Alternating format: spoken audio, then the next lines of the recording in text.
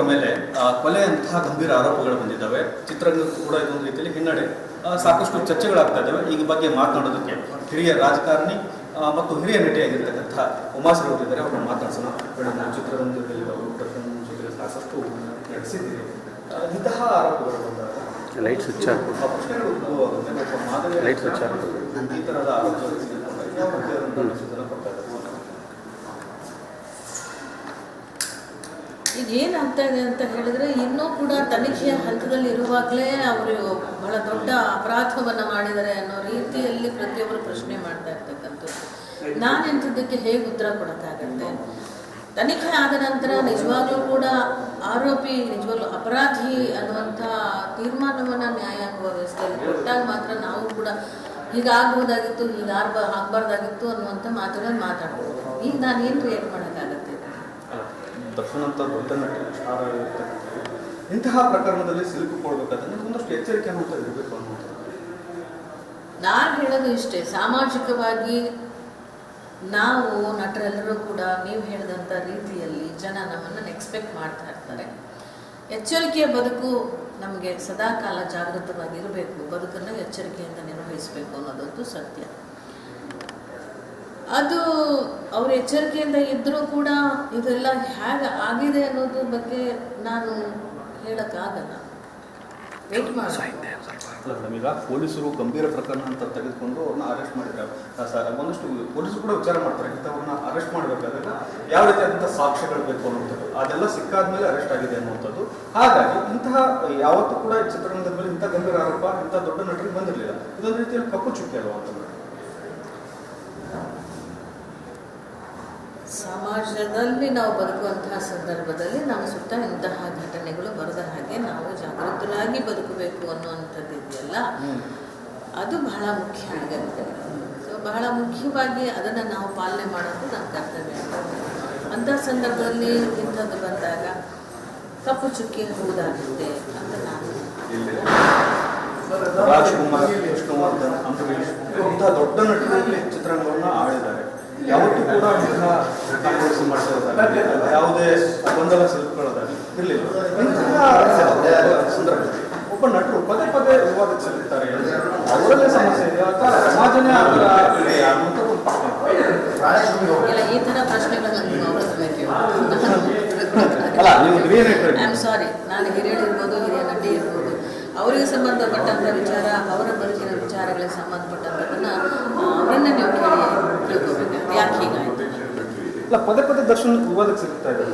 ಏನು ವಿಷಯ, ಏನು ಸಮಸ್ಯೆ ಇದೆ? ಅವ್ರ ಸಮಸ್ಯೆ ಏನಾಗಿದೆ ಅಂತ ಅವ್ರನ್ನ ಕೇಳಿ, ನನಗೆ ಗೊತ್ತಿಲ್ಲ. ಯಾಕಂದ್ರೆ ಅವ್ರ ಜೊತೆ ನಟಿಸಿದ್ದೀವಿ. ತಾಯಿ ಪಾತ್ರ ಮಾಡಿದ್ದೀವಿ. ವೈಯಕ್ತಿಕವಾಗಿ ಹೇಗಿರ್ತಾರೆ ಅಥವಾ ಸಾಮಾಜಿಕವಾಗಿ ಹೇಗಿರ್ತಾರೆ ಹಾಗಾಗಿ ವೈಯಕ್ತಿಕವಾಗಿ ಹೇಗಿರ್ತಾರೆ. ನನ್ನ ಜೊತೆಯಲ್ಲಿ ಕಲಾವಿದನಾಗಿ ನನ್ನ ಜೊತೆಯಲ್ಲಿ ನಾನು ಅವರ ಜೊತೆಯಲ್ಲಿ ಪಾತ್ರವನ್ನು ಮಾಡುವಂಥ ಸಂದರ್ಭಗಳಲ್ಲಿ ಅವರು ನಮ್ಮ ಜೊತೆಯಲ್ಲಿ ಚೆನ್ನಾಗೇ ಇದ್ದಾರೆ. ಒಳ್ಳೆ ಹುಡುಗ, ಒಳ್ಳೆ ನಡವಳಿಕೆ ಎಲ್ಲವೂ ಇದೆ. ಇನ್ನು ಮಿಕ್ಕ ವಿಷಯಗಳು ಅವರ ವೈಯಕ್ತಿಕವಾಗಿ ಹೊರಗಡೆ ಹೇಗಿರ್ತಾರೆ ಅನ್ನೋ ಬಗ್ಗೆ ಒಬ್ಬ ನಟರು ವೈಯಕ್ತಿಕವಾಗಿ ಎಷ್ಟೊಂದು ಪ್ರಶ್ನಾರ್ಹವಾಗಿ ಕಾಣಿಸ್ತಾ ಇದ್ದಾರೆ ಸಮಾಜಕ್ಕೆ ಅಂತ ಇವರಿಂದ ಏನು ಎಕ್ಸ್ಪೆಕ್ಟ್ ಮಾಡಬೇಕಾಗುತ್ತೆ ಸಮಾಜ ಅಥವಾ ಅಭಿಮಾನಿಗಳಿಗೆ ಯಾವ ರೀತಿ? ನೋಡಿ, ಒಂದು ಆರೋಪ ಬಂದ ತಕ್ಷಣ ಸಂಪೂರ್ಣವಾಗಿ ಒಂದು ವ್ಯಕ್ತಿಯನ್ನು, ಒಂದು ವ್ಯಕ್ತಿತ್ವವನ್ನು ಬಗ್ಗೆ ನಾವು ಅನುಮಾನವನ್ನು ಪಡಬೇಕಾದ ಅಗತ್ಯ ಇಲ್ಲ. ನಾನು ಆಗ್ಲಿಂದೂ ಹೇಳ್ತಾ ಇದ್ದೀನಿ, ತನಿಖೆ ನಡೀತಾ ಇದೆ. ತನಿಖೆಯಲ್ಲಿ ಸತ್ಯಾಸತ್ಯತೆಗಳು ಹೊರಬಂದ ನಂತರ ಇವನ್ನೆಲ್ಲವನ್ನು ನೀವು ಮಾತಾಡಲಿಕ್ಕೆ ಸರಿಯಾಗುತ್ತೆ, ನಾನು ಮಾತಾಡಲಿಕ್ಕೂ ಸರಿಯಾಗುತ್ತೆ. ಕೊನೆ ಪ್ರಶ್ನೆ. ಈಗ ಚಿತ್ರರಂಗ ಮೊದಲೇ ಸಂಕಷ್ಟದಲ್ಲಿ ಸ್ಟಾರ್ ವರ್ಷಕ್ಕೆ 2 ಸಿನಿಮಾ ಮಾಡ್ತಾ ಇದ್ದಂಥದ್ದು, ಈ ಥರ ಸಂದರ್ಭದಲ್ಲಿ ಅವರು ಆರೋಪಗಳು ಸಿಕ್ಕಾಕೊಂಡ್ರೆ ತುಂಬ ದಿನ ಡಿಲೇ ಆಗುತ್ತೆ. ಇದೊಂದು ಚಿತ್ರರಂಗಕ್ಕೆ ಹೊರತಾಗುತ್ತೆ. ಸ್ವಲ್ಪ ಮಟ್ಟಿಗೆ ಇಂತಹ ಆರೋಪಗಳು ಬಂದಾಗ ಇಂಡಸ್ಟ್ರಿಯಲ್ಲಿ ಅವ್ರ ಮೇಲೆ ಹಣವನ್ನು ಹಾಕಿರ್ತಕ್ಕಂಥವ್ರಿಗೆ ಕಷ್ಟ ಆಗುತ್ತೆ. ನೋಡುವ ಏನಾಗುತ್ತೆ ಮೊದಲೇ ನಿರ್ಮಾಪಕರು ಒಂದು ಆರೋಪವನ್ನು ಮಾಡ್ತಾರೆ, ಸ್ಟಾರ್ ನಟ ಸಿನಿಮಾ ಮಾಡ್ತಿಲ್ಲ ಅನ್ನೋದು.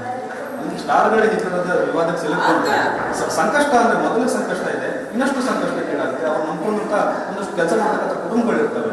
ಗೊತ್ತಿರೋದಾಗೆ ದರ್ಶನ್ ನಿರ್ಮಾಪಕರನ್ನ ಒಳ್ಳೆಯದಾಗಲಿ ಅಂತ ಹಾರೈಸ್ತಿದ್ರು ಮತ್ತು ನಿರ್ಮಾಪಕರಿಗೆ ಒಂದು ಸ್ವಲ್ಪ ಮಟ್ಟಿಗೆ ಲಾಭ ಮಾಡಿಕೊಡ್ತಕ್ಕಂಥ ರೀತಿಯಲ್ಲಿ ನಿಷ್ಠೆಯಿಂದ ಕೆಲಸ ಮಾಡ್ತಿದ್ದಾರೆ. ಆ ವಿಚಾರದಲ್ಲಿ ಯಾವುದೇ ಎರಡು ಮಾತಿಲ್ಲ. ಸೊ ಈ ಬಂದಿರ್ತಕ್ಕಂಥ ಆರೋಪದಿಂದ ತಾತ್ಕಾಲಿಕವಾಗಿ ಒಂದಿಷ್ಟು ಪ್ರೊಡ್ಯೂಸರ್ಸ್ ಹಿನ್ನಡೆ ಆಗ್ಬೋದು, ಅಂದರೆ ಒಟ್ಟಾರೆ ಚಿತ್ರರಂಗಕ್ಕೆ ಹಿನ್ನಡೆ ಆಗತ್ತೆ ಅಂತ ಅನ್ಸುತ್ತೆ.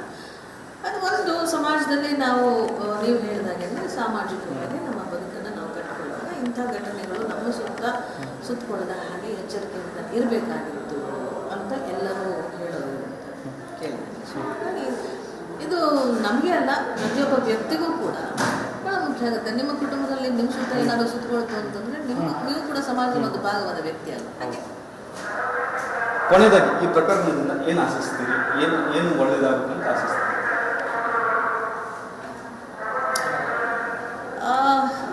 ದರ್ಶನ್ ಈ ರೀತಿಯಾದಂಥ ಕೆಲಸ ಮಾಡಿಲ್ಲ ಅಂತ ನಮ್ಮ ಮನಸ್ಸು ಹೇಳಿದರೂ ಕೂಡ ಅದರ ಒಳಗಿನ ಹೂರ್ಣ ಏನಿದೆ ಅನ್ನೋದು ಗೊಂದಲದಲ್ಲಿದೆ. ಹಾಗಾಗಿ ನಾನಾದರೂ ತನಿಖೆ ಆದ ನಂತರವೇ ವಿಷಯಗಳು ಬಂದ ನಂತರವೇ ರಿಯಾಕ್ಟ್ ಮಾಡಬೇಕು ಅಂತ ಹೇಳ್ತೀನಿ. ಥ್ಯಾಂಕ್ ಯು ಮೇಡಮ್, ನಮ್ಮ ಜೊತೆ ಇಷ್ಟು ಮಾತಾಡೋಕ್ಕೆ. ಇದಿಷ್ಟು ಹಿರಿಯ ನಟರು ಮತ್ತು ವಿಧಾನ ಪರಿಷತ್ ಸದಸ್ಯರಾದಂತಹ ಉಮಾಶ್ರೀ ಅವರ ಮಾತು. ದರ್ಶನ್ ಅವರು ಒಂದಷ್ಟು ಆರೋಪಗಳನ್ನು ಸಿಕ್ಕಾಕೊಂಡಿದ್ದಾರೆ, ಆದರೆ ಇನ್ನೂರು ಕೂಡ ಸತ್ಯಾಸತ್ಯ ಬಗ್ಗೆ ಹೊರಬರಬೇಕಾಗಿದೆ.